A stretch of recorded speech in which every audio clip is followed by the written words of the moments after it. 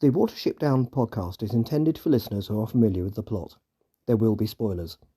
This episode is scripted by Newell Fisher, Erik Steps, Leea Mäkelä, Liu and John Ruths. It is narrated, recorded and edited by Newell Fisher.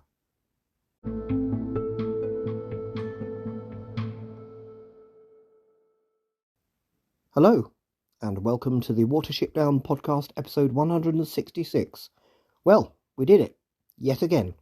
We went through the entire 39 episodes of the 1999 to 2001 Watership Down TV series, taking just over 10 months with only 2 episodes on another subject, Ephrata, during that time. I have to admit I was very nervous about going through this series in such detail. I just dealt with a serious academic text on the 1978 film and was now going to be going through an animation overtly made for children that played fast and loose with its subject matter and that Richard Adams did not like at all. As a reminder, my source said Adams regarded the series as actionable, meaning presumably that if he could have used legal means to stop it being made, he would have done. And it has to be said, downloads of this podcast dipped significantly as I started on the series. However, this turned out to be a readjustment as the numbers quickly settled at a plateau. In fact, we've had the greatest number of downloads ever per week several times over the last 10 months. I actually enjoyed going through this series a lot more than I expected to. In fact, it very soon became clear that the natural level of detail that I felt was right to go into on each episode was a lot higher than I had expected.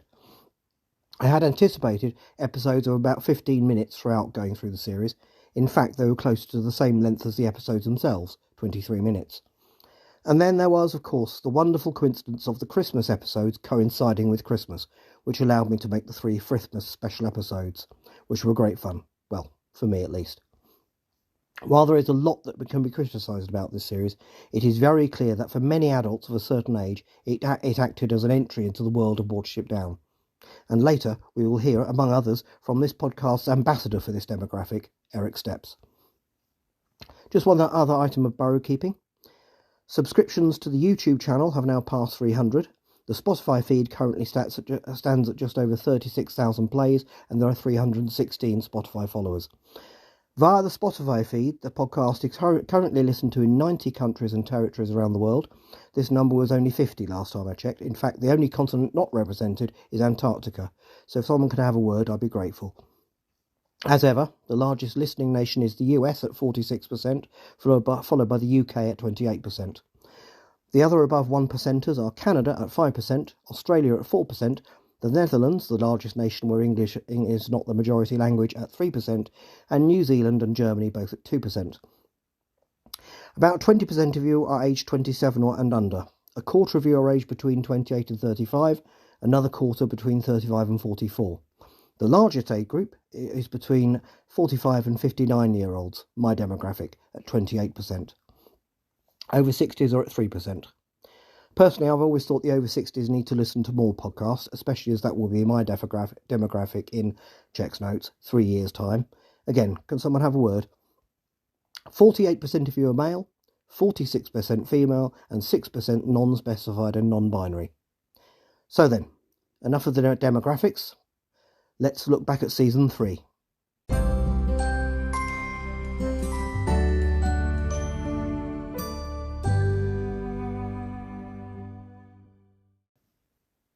Looking back over Season 3.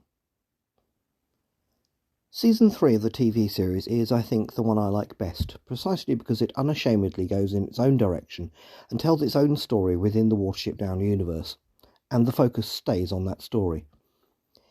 I decided not to hold back on the ethics of the TV series, you may have noticed, even though it was made for children. In fact, the fact that children's programming often tries to deal with issues of morality and ethics was the exact reason I decided this was appropriate, because the standards imparted to the young in this way either matter, in which case they are worthy of our serious attention, or they do not, in which case why bother trying to impart them at all. I think my decision to not shy away from the moral and ethical issues raised by Season 3 was helped by an element of Kat Lester's book on the 1978 film, which deals with the ways in which values are communicated to young people via anthropomorphic fiction. Season 3 opens in an episode very unfortunately and coincidentally first broadcast on 9/11 with Watership Down's response to the attack on Ephrata, which is to attack and destroy Ephrata with a little help from a lightning strike. Sorry to get so heavy again, but at the time I couldn't help seeing some parallels with the events that followed 9/11, namely an overwhelming response to an overwhelming attack. But with a bit of distance from that episode now, I've been thinking about the dangers of allegory and the reasons why Richard Adams may have always resisted having his book described as one. Season 3 begins and ends with a war. Therefore, the season basically deals with an interbellum, a period between wars. During that period, the surviving Woundwort, enraged at the events of episode 1 of season 3, wanders the landscape seeking vengeance, pursued by the traumatised Campion, first corrupting the doomed Redstone Warren, before eventually returning to the dreadful Warren of his birth and unleashing an even worse conflict against Watership Down. As a side note, in episode 136 I discussed what kind of totalitarian regime Ephrafa could be compared to. One of the characteristics of fascism is the intertwining of religion and government. In episode 136, I said that this is one thing that Woundwort does not do in the original novel. But in season 3 of the TV series, having taken command of Darkhaven, he very much does, invoking the Black Rabbit of Inlay and saying he acts in his name. So the Woundwort of season 3 is very much more fascistic in that respect. So then, last week, from my British perspective, I cited Winston Churchill when discussing Hazel during that second worst conflict. And here, speaking more generally about Watership Down, is the danger of allegory. If you describe the Warren on Watership Down as representing a nation in a historical context, then that means you're also comparing another nation, or nations, to Ephrafa, or Darkhaven in this context. And what nation would want to be compared to Ephrafa? This is an awkward subject, so allow me to make it even more awkward by using another example. Over the last 3 years of making this podcast, I've come across comparisons between the Warren on Watership Down and the finding of the Promised Land in the biblical Old Testament. I really can see where this is coming from, and why comparing Watership Down to the story told in the Old Testament might be quite inspiring. But if we extend that allegory to modern times, and the Middle East as it is now, and I have received correspondence that does precisely this, then we really are getting into very difficult territory. Territory that could anger and alienate a lot of those listening to this podcast, which I really do not want to do. Once again, who wants to be compared to Ephrafa? Then again, by saying I do not want to get into that difficult territory, I could be angering and alienating a whole other group of those listening to this podcast. So yes, perhaps Richard Adams was right. There may well be a time and a place for allegory, but there are also definitely times and places where it is best avoided, especially when the world is becoming a more and more frightening place. Sometimes one just needs to take some time out to stick to stories about talking rabbits. Anyway, enough of my tortured ramblings. Let's hear from Owsler member Erik Steps, who is always willing to be critical of the TV series, which we must remember does have many faults. Quote, "Congrats. The podcasting of the TV series is also done. Something that started as a child-friendly version of Watership Down turned into a typical late 90s, early 2000s TV series, with action and anime elements and an ending that couldn't be more off the beat. By now, watching it all again, I don't like this ending at all. Woundwort is such an unstoppable force that everyone is inferior to him, and even Bigwig stands no chance where he is in the novel, the one who stops him and fights him to a standstill and almost overwhelmed him even. This battle here in this episode is just a lame filler with a fake death to give the last act of this episode a dramatic opening. And so Woundwort can only be defeated by the Black Rabbit of Inlay. And this causes so much problems and questions. Why does the Black Rabbit have to be summoned? Isn't it a force that exists in this world and is totally indifferent to what is going on? If the Black Rabbit thinks it is blasphemous what Woundwort is doing, why do they need Campion and the Watership Down rabbits and some weird spell from a tortoise to stop him? In the end, all the fighting in this episode is totally pointless, because only the spell from Hannah, which Silverweed uses in the end, is important. This goes completely from book and movie, where the fighting and actions of nearly every member of the Warren is necessary to stop Woundwort.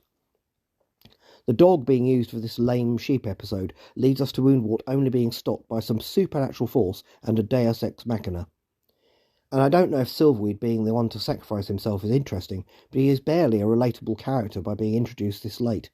The last battle could have needed a victim like the movie, with Blackavar, even if this one is mostly shock value."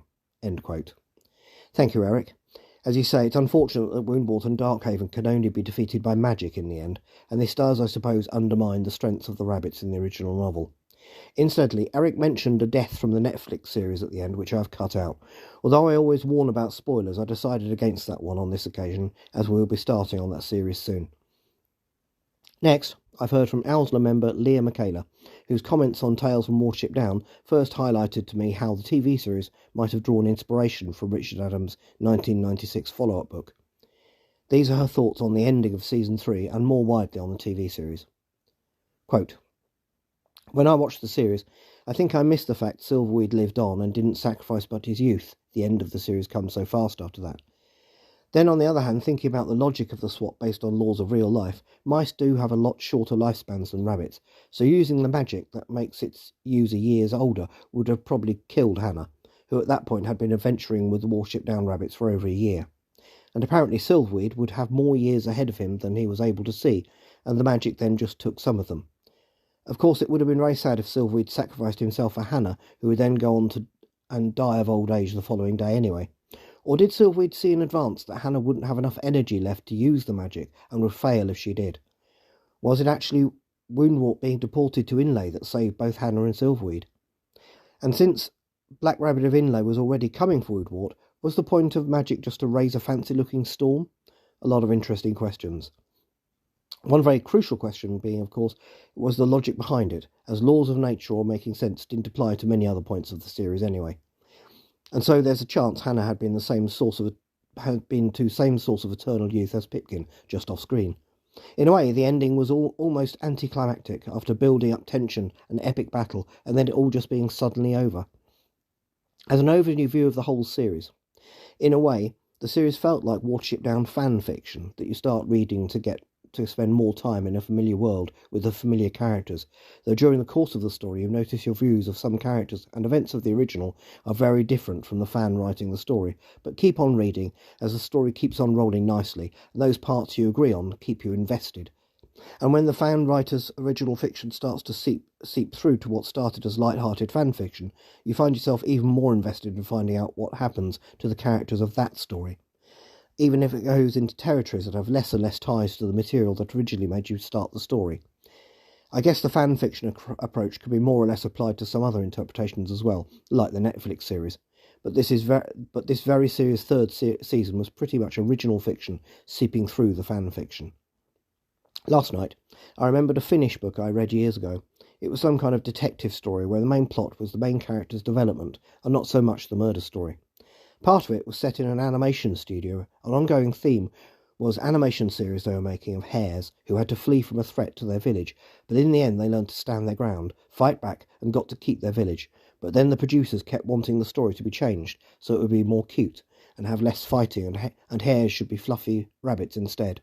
And in the end, the main character learned to stand her ground and fight back like the hares, and got to pitch her original story to another company that paid more and liked the hare version better than the watered-down bunny version, or something like that. It's been 15 plus years since I read it, and the story of animation was a minor side plot, mainly used as a symbol for the character development, so I may remember it different than it actually was. Before now, I did not connect it possibly being a popular culture reference to different era animations of Watership Down that I hadn't seen around the time of reading that book, though the series existed already then. I may have to look for that book again to see what it was like. Was it like I remembered, or did my brain now connect such dots that weren't there? I was also thinking about character development during the series. Campion indeed gets his own interesting story arc throughout the entire series. It seems that in the end also Hannah the Mouse has character development story arc when she has to think who she is without Kihar. Kihar also has his own developing moments earlier in the series when he finds out he doesn't fit into the same goal society he had been part of before, as his experiences with rabbits have changed him, and later finds his place in another society of gulls. That the gulls he had lived with before seemed to be a different species underlines his difficulties to fit in, but raises questions of why he was living with gulls of a different species and not his own kind to begin with. But then it feels that the main characters like Hazel, Bigwig and even Fiver, whose growth as characters was in the core of the novel, don't really develop during the series. End quote. Thank you, Leah. Your comparison of the TV series to fan fiction is very interesting. As you say, as long as we stay invested in the story, it can be fascinating to encounter stories based around the same storytelling universe. And yes, the main characters in the novel don't seem to develop much in the series. Grace Liu has messaged me on Instagram. Her website is autistic.co.uk. There will be a link in the notes. Quote, "Hi Newell. First of all, I just want to say I've been really enjoying the podcast since I first discovered it on YouTube in spring 2022. Watership Down was one of my special interests in late primary school and much of secondary school. We're talking mid-2000s onwards. I'm autistic myself, and I remember when I first got into the podcast, I found myself thinking how easy it was to listen to, and admiring your single-minded, methodical approach to a subject of interest to you, Watership Down. Given that you have talked about possibly being on the autistic spectrum yourself, I think it is no coincidence that I have found it so easy to follow. The episodes revisiting the TV series got me thinking about how romantic relationships work in Watership Down, and specifically in the context of original versus retellings. The TV series, as much as I enjoyed many aspects of it, tends to follow a lot of cliches that I find annoying, most notably how characters fall in love at first sight with no meaningful connection developing beforehand, and how female characters seem to lose all personality as soon as they find a mate. The original novel, however, takes a different, less anthropomorphic approach. While the rabbits can and do form close bonds with each other, there is no romance as we know it, and the sole reason for finding a mate, besides animal instinct, is to keep the species going. The sequel, Tales from Watership Down, explores the relationships between mates more closely. Hazel, for example, is clearly fond of Heisenthal, but he seems to show her the same sort of respect and affection he has for Fiver. Does this mean that couples like Hazel and Heisenthal are effectively friends with benefits? Or is there more of a difference in the relationship between mates, compared with the relationships between friends or family than I'm noticing? I'd be interested to hear your thoughts." End quote. Thank you, Grace, and welcome to the Owsler. As you say, the introduction of romance in the TV series was a strange development, though probably inevitable at some point. In fact, the TV series being made for children was probably what prompted the perceived need for more emotional engagement between characters. And as so often in portrayals of Watership Down, this element was picked up and repeated in the Netflix version, of which more later. In the original novel and 1996 sequel, rabbit couples very much seem to just have a mutual respect, and there is no talk of love. In fact, Richard Adams does manage to achieve making talking rabbits seem still quite rabbit-like in this way.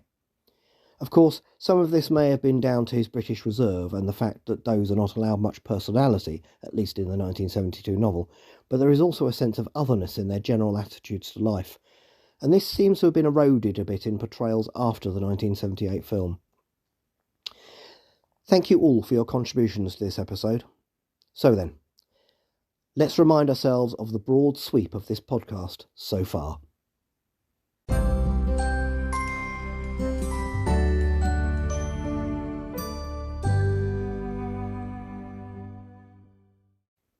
Review of the podcast so far. The Watership Down podcast began in March 2021, just over 3 years ago. Including breaks for other subjects, the first 53 episodes dealt with the original 1972 novel, taking us to March of the following year, 1 year later. After a 4-episode break, we then looked at the 1978 film for the next 8 months, taking 32 episodes. This took us to November 2022. There was another 4-episode break, during which we looked all too briefly at the 1984 Australian radio play, before we looked at the sequel, Tales from Watership Down, taking 5 months and 24 episodes. This took us to the end of May 2023.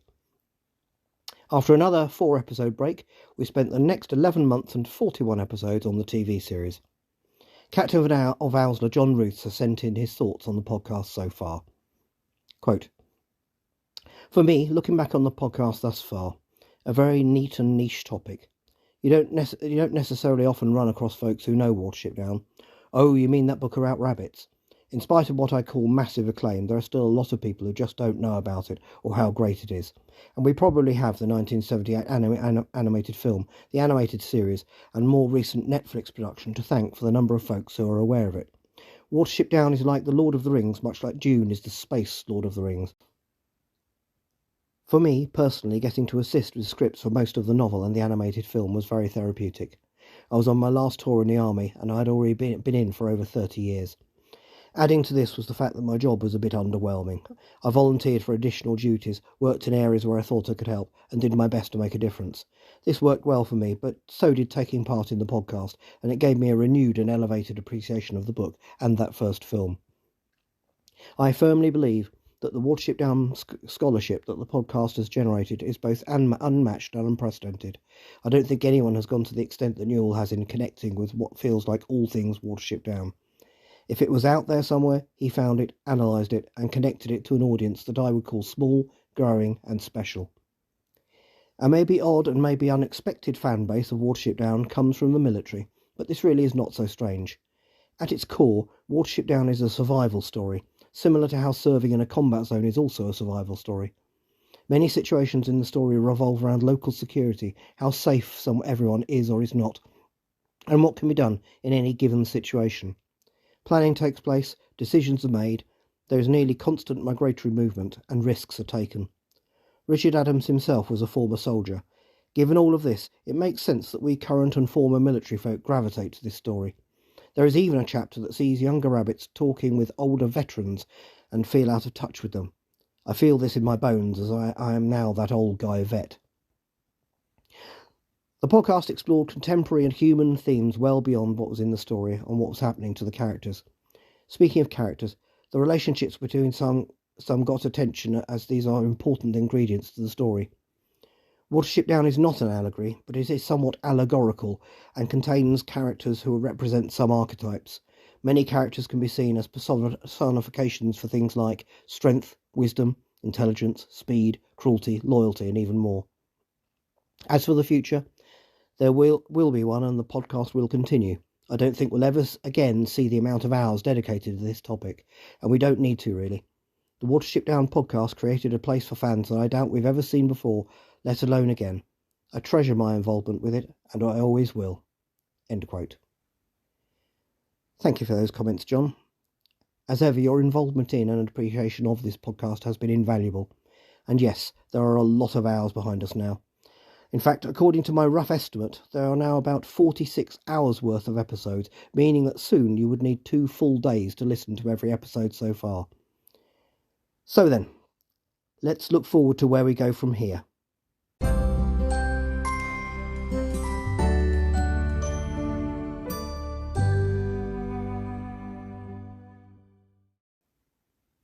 The Watership Down timeline so far. Before moving forward, we need to take a brief look at the Watership Down timeline so far. I was going to use the word clusters to refer to the groupings or portrayals of Watership Down, but why waste an opportunity to use a Lepian metaphor? So then, let's call the Watership Down timeline a run and see what we have stored away so far. As we enter the run, we meet our first and most important burrow, the one that began it all. In it we find the 1972 novel and the 1978 film, which I have defined together as the canon of Watership Down. But we also find the not-so-well-known 1984 Australian Broadcasting Corporation radio play, which is the longest dramatic portrayal of the original story to date, at 4 hours. This burrow spans the first 12 years of our timeline. Moving further along our run, 12 years later we come to a burrow containing the first expansions of the Watership Down universe, the 1996 sequel Tales from Watership Down, and the 1999 to 2001 TV series. This is how far we have gone so far along the run. Just on the further edge of this burrow is the 2002 British Broadcasting Corporation Radio 4 radio play, a return to the original story. So this second burrow spans 6 years of our timeline. Ahead of us, before we reach the next burrow, our run stretches for another 14 years. In that third burrow, ahead of us, we can see the 2016 BBC radio play, also broadcast on Radio 4, as well as the 2018 Netflix series and the 2023 graphic novel. Beyond that, our view of the run ahead is unclear. So, what comes next? Well, for the next 4 episodes, I plan to look at the 2 BBC Radio 4 radio plays, spending 2 episodes on each. In doing so, I will span the gap between our second and third timeline burrows. I now very much regret not having spent more time on the 4-hour-long 1984 ABC radio play. As it is, this was looked at in episodes 91 and 92. However, From the start, I have made the overall decision that the radio play versions, not being so well known, will not be looked at in the same detail as the film versions of Watership Down. After I have finished the 2 BBC radio plays, we will come to the 2018 Netflix version. I spent a long time thinking about how to go about this and have decided that I will break its 200 minutes up into 20 episodes, each of which will look at 10 minutes of the action. These episodes will probably be shorter than those for the TV series, as I do need to cut down my weekly workload on the podcast due to the unpredictable nature of life for us over the coming year. This means that very roughly I spent about 15 minutes on each 3 to 5 minute section of the 1978 film.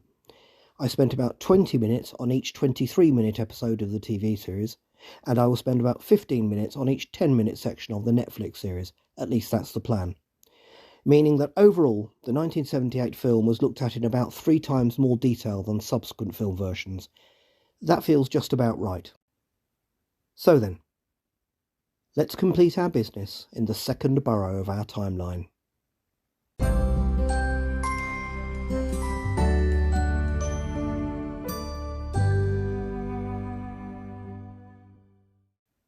Next time, we look at part 1 of the 2002 BBC radio play.